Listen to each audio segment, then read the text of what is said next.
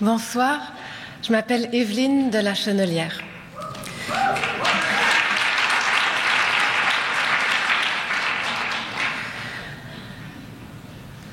La jungle urbaine, de son allure d'herbe folle, ligote ma bouche et empêche mes cris solitaires. Si on pouvait entendre mes cris, ils seraient sans doute déchirants et les gens seraient émus. Peut-être que mes cris seraient mélodieux comme un air d'opéra et que les gens seraient en extase. Peut-être que mes cris rappelleraient ceux des bernaches et qu'alors, dès après mon passage, on guetterait mon retour en regardant le ciel. Peut-être que mes cris seraient obscènes, comme des sortes d'exultations lubriques et qu'ils mettraient les gens mal à l'aise. Peut-être que mes cris seraient d'une puissance insoutenable et qu'on me dirait « Mais arrête de crier, tu nous fais mal aux oreilles avec tes cris ». Mais peut-être que mes cris seraient simplement ridicules, sans éclat et pleins de grumeaux, des avortons de cris et qu'on se moquerait d'eux en les pointant du doigt. Je ne sais pas la nature de mes cris puisque je ne crie pas. Je suis incapable de crier seule. Je suis incapable de crier personnellement. J'ai besoin de nous pour crier ensemble. Mais, trop souvent, nous m'intimide et me semble hostile et malveillant. Contrairement aux apparences, nous est un pronom qui n'a rien d'inclusif en ce qui me concerne. Souvent, je vois en nous un organisme informe et redoutable qui m'expulse violemment, comme si j'étais un poison, un corps étranger. D'autres fois, c'est moi qui veux m'extraire de ce nous dévorant pour ne pas disparaître, pour ne pas m'y fondre, car si nous avons tendance à célébrer l'individu, c'est pour mieux l'uniformiser. Or, moi, je suis différente. Nous sommes des loups pour l'homme, alors que moi, je suis un chien, brave et loyal, je n'ai aucune cruauté. Nous sommes mesquins et ambitieux, alors que moi, je suis secourable et dévoué, je suis sans méchanceté. Nous sommes une foule sentimentale, légère, futile, alors que moi, je suis profonde, grave, tragique.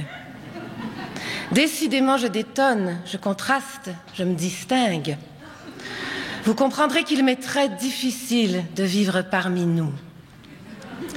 Pourtant, je suis obligée d'admettre que j'ai besoin de nous pour crier ensemble.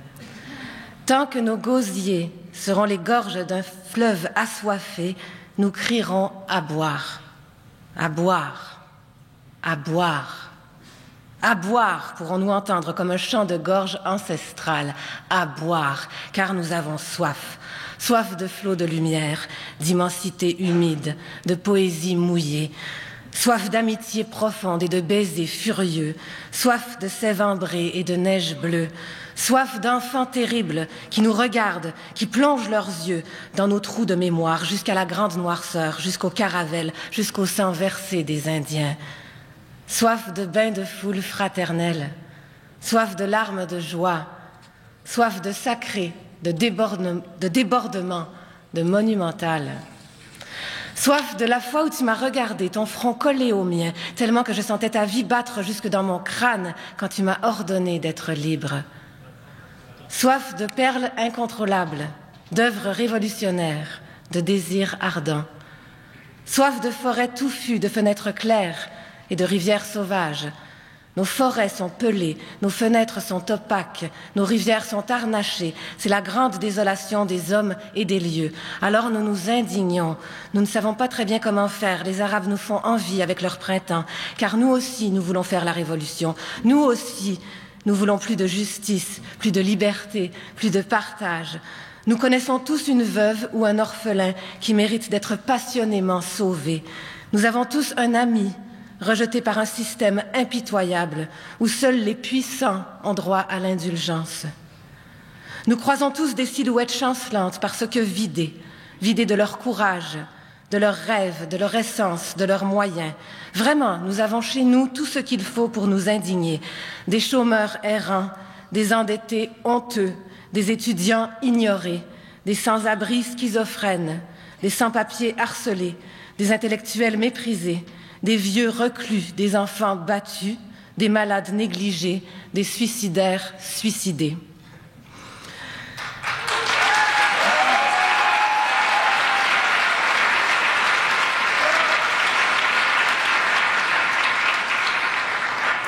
Nous avons tout ce qu'il faut pour nous indigner, mais comment faire? C'est effrayant, c'est effrayant, c'est effrayant. Nous sommes effrayés, nous sommes pleins de frayeur et nous semons l'effroi.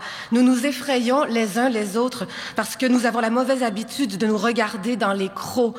Décidément, nous devrions nous limer les dents en signe de bienveillance.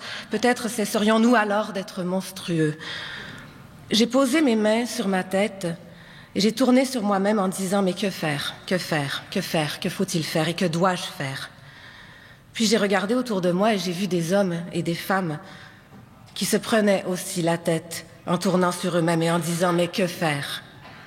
Devant cet affolement, certains nous comparent à des poules sans tête. Et rien n'est moins vrai, car ce sont nos têtes, lourdes et intranquilles, que nous tenons dans nos mains et qui nous font tourner sur nous-mêmes en titubant et en répétant « Mais que faire? Que faire? Que faire? Que faut-il faire? Que devons-nous faire? Et que faire de nous? Que faire de nous? Que faire de nous ?»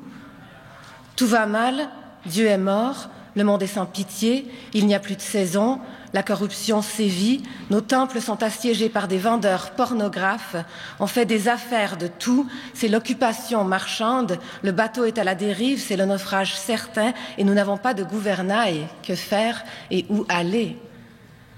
Tant que nous vivrons dans une province, nous vivrons sans gouvernail entre les mains, nous vivrons jusqu'à l'étymologie du mot province, jusqu'au cœur de son sens, province, sur une terre vaincue, province, une terre assujettie, province. Alors que faire et où aller? Il faut pourtant vivre quelque part. En province ou ailleurs, il faut vivre. Il faut bien vivre en son temps et lieu, c'est obligé. Or, nous vivons ici et aujourd'hui. Nous y dormons, nous y mangeons, nous y tâchons, nous y frémissons, nous y faisons des enfants, des emplettes, des voyages, des régimes, nous y prenons des résolutions, des positions, des photos, de la drogue.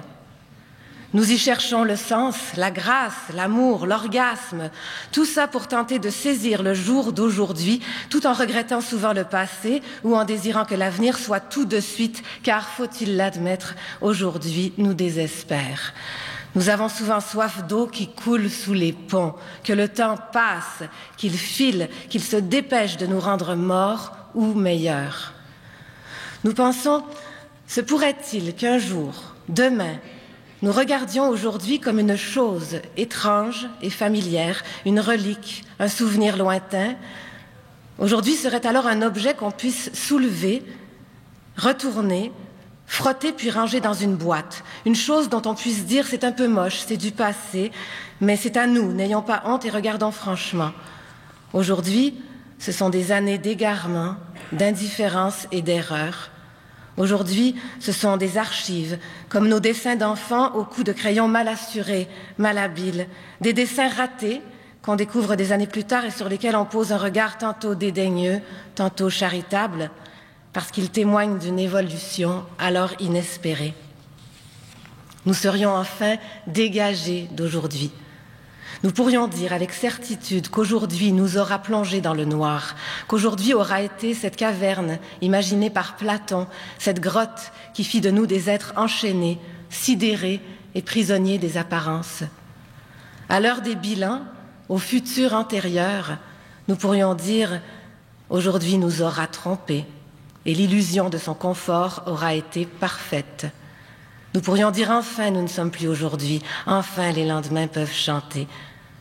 Mais pour l'instant, aujourd'hui, nous ne pouvons que flairer les prochains surgissements, les futures émergences de la pensée, croire que de nos tristes enlisements rejailliront des idées nouvelles, encore improbables, affranchies de l'ère du temps, et souhaiter que l'histoire donne raison aux sages, aux inspirés, aux rêveurs, aux humbles, qu'elle nous révèle des héros discrets et des dénouements heureux, qu'elle fasse de nous des êtres libres.